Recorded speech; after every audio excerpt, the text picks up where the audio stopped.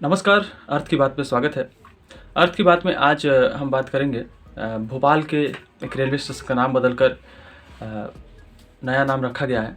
नया नाम जो है वो हबीबगंज से बदलकर रानी कमलापति रेलवे स्टेशन रखा गया है। इसके पीछे अब विवाद शुरू हो गया है क्योंकि ये नाम इतना महत्वपूर्ण है। इसका अंदाज़ा इस बात से लगाया जा सकता है कि शिवराज सिंह चौहान ने कल रात में पटाखे बजाए अपने कैबिनेट के मंत्रियों के साथ, और उसके बाद एक ट्वीट भी किया जिसमें उन्होंने लिखा कि यह भारत के अंतिम भोपाल के अंतिम हिंदू महारानी के नाम पर ये नाम रखा गया है, इसलिए एक बार फिर से गौरव के पुनर्स्थापना की जीत है और इसलिए हम इसे जश्न के रूप में स्वीकार कर रहे हैं। लेकिन सवाल उठता है कि हबीबगंज से नाम बदलकर कमलापति रखने के पीछे का राज क्या है, क्यों नाम रखा गया है। तो हबीबगंज जो है, आपको नाम से पता चल रहा होगा कि बदलने की आवश्यकता क्यों है बीजेपी को। और दूसरी बात ये कि कमलापति नाम क्यों रखा गया है। तो कमलापति वहाँ की अंतिम महारानी थी जो 18वीं शताब्दी के आसपास उन्होंने किन्हीं कारणों से जल समाधि ले ली थी। अब किन कारणों से जल समाधि ली थी उन्होंने, हम वीडियो के आगे वाले भाग में जानेंगे। और रानी कमलापति के पूरे कहानी को हम अभी आपको बताएंगे, जिसमें आपको ये सारी चीज़ें जो है आपकी क्लियर हो जाएंगी। रानी कमलापति के इतिहास को देखें तो वो एक गोंड रानी थी जिनका विवाह किन्नौरगढ़ के राजा के साथ हुआ था। उन्हें गोंड राजवंश की अंतिम रानी माना जाता है। इतिहासकारों की बात माने तो भोपाल से लगभग 60 किलोमीटर दूर किन्नौरगढ़ था। वहाँ के राजा निजाम शाह थे। उस वक्त भोपाल में निजाम शाह का शासन चलता था। निजाम शाह एक गोंड राजा थे जिनकी 7 बीवियां थीं।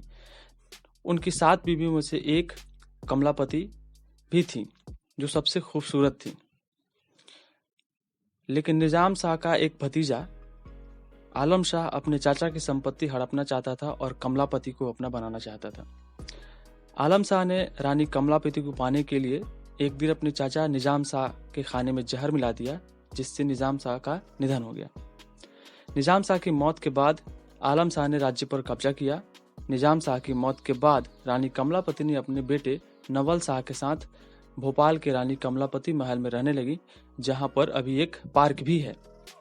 लेकिन रानी कमलापति के दिमाग में अपने पति की हत्या का बदला लेने का हमेशा एक प्लान चल रहा होता था। ऐसे में रानी कमलापति ने अपने एक दोस्त को याद किया जिसका नाम मोहम्मद खान था। मोहम्मद खान अभी वर्तमान के इस्लामपुर में शासन कर रहा था और वो रानी का एक अच्छा दोस्त भी था, तो इसलिए उन्होंने रानी की मदद करने की पेशकश जो है वो स्वीकार कर ली। रानी कमलापति ने दोस्त मोहम्मद खान से अपने पति की हत्या का बदला लेने के लिए कहा और उसने उस बदले लगभग 1000 असरफिया 1 लाख असरफिया देने का शायद वादा किया था। और इस वादे को पूरा करने के लिए उन्होंने लगभग उसे 50,000 असरफिया उन्होंने दे दी और आलम शाह ने नहीं, माफ कीजिएगा, और मोहम्मद खान ने आलम शाह की हत्या कर दी। इतिहासकार दयाल शंभू गुरु ने बताया कि जब तक रानी कमलापति जिंदा थी तब तक उनका दोस्त मोहम्मद खान ने कभी भी उन पर हमला नहीं किया। उन्होंने भोपाल पर कब्जा उनकी मौत के बाद ही किया। उन्होंने बताया कि दोस्त मोहम्मद खान के साथ उनके अच्छे संबंध हमेशा रहे। मध्य प्रदेश के मुख्यमंत्री शिवराज सिंह चौहान ने भी अपने ब्लॉग में एक लिखा कि दोस्त मोहम्मद संपूर्ण भोपाल की रियासत पर कब्जा करना चाहते थे। उन्होंने रानी कमलापति को अपने हरम में शामिल होने और शादी करने का प्रस्ताव रखा। दोस्त मोहम्मद खान के इस नापाक इरादे को देखते हुए रानी कमलापति का 14 वर्षीय बेटा नवल शाह ने 100 लड़ाकों के साथ लाल घाटी में युद्ध करने चला गया। युद्ध इतना घमासान हुआ कि 98 लोग उसमें मारे गए, जिसमें नवल शाह भी शामिल था। इस स्थान पर खून इतने बहे थे कि इसका नाम जो है लाल घाटी इसी से पड़ा। इस युद्ध में रानी कमलापति के 2 लड़ाके बचे थे, जैसा हमने बताया। और उसके बाद वो मनुआ भान की पहाड़ी पर पहुंचे और वहां पर काला धुआं जलाकर उन्होंने संकेत दिया कि हम युद्ध हार चुके हैं।